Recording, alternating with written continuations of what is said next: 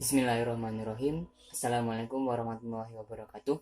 Nama saya Muhammad Azhar Ridwan, NIM T2019 1424. Di sini saya akan menjelaskan materi tentang zakat. Zakat berasal dari bahasa Arab yang zakah, yang berarti bersih, suci, subur, berkat, dan berkembang. Sedangkan menurut istilah, zakat adalah sejumlah harta yang wajib dikeluarkan oleh umat muslim dan diberikan kepada golongan yang berhak menerimanya sesuai dengan syarat yang telah ditetapkan. Hal ini telah zakat telah tertulis pada Al-Quran pada surah Al-Baqarah ayat 43 yang berbunyi Bismillahirrahmanirrahim wa aqimus sholata wa atuz zakata warka'u ma'ar raki'in, yang artinya dan dirikanlah sholat, tunaikanlah zakat, dan rukuklah berserta orang-orang yang rukuk. Zakat termasuk dalam rukun Islam yang keempat dan menjadi salah satu unsur penting dalam syariat Islam. Karena itu, hukum membayar zakat adalah wajib bagi setiap muslim yang telah memenuhi syarat-syarat zakat.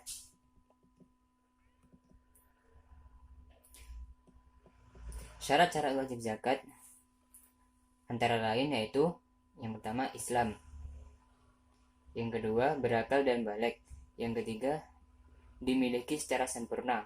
Artinya, harta yang akan dizakatkan merupakan milik sendiri di tangan individu dan tidak berkaitan dengan hak orang lain, atau harta tersebut disalurkan atas pilihannya sendiri.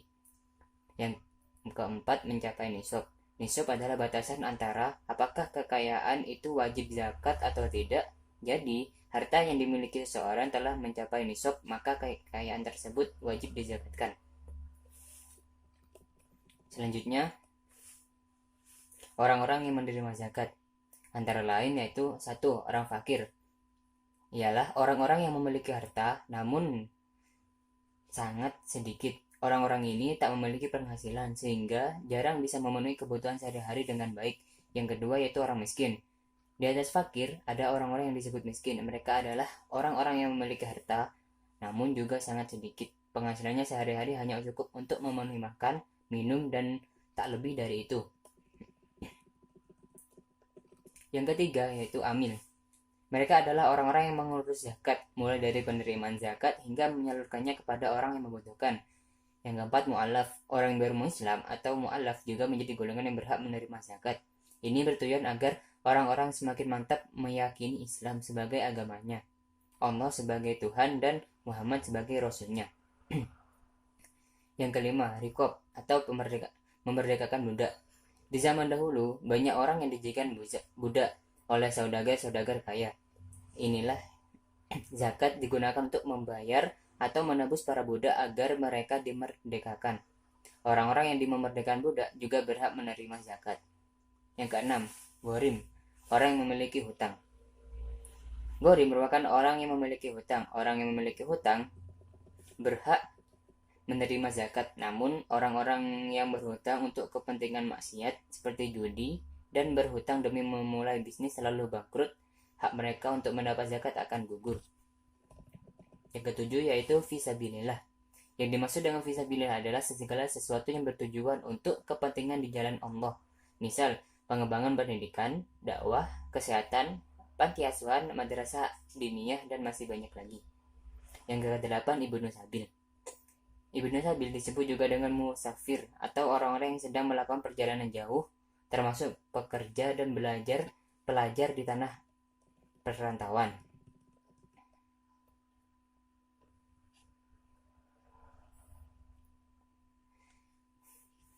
Selanjutnya yaitu manfaat kita melakukan zakat.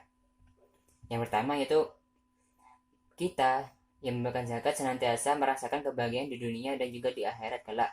Yang kedua, seseorang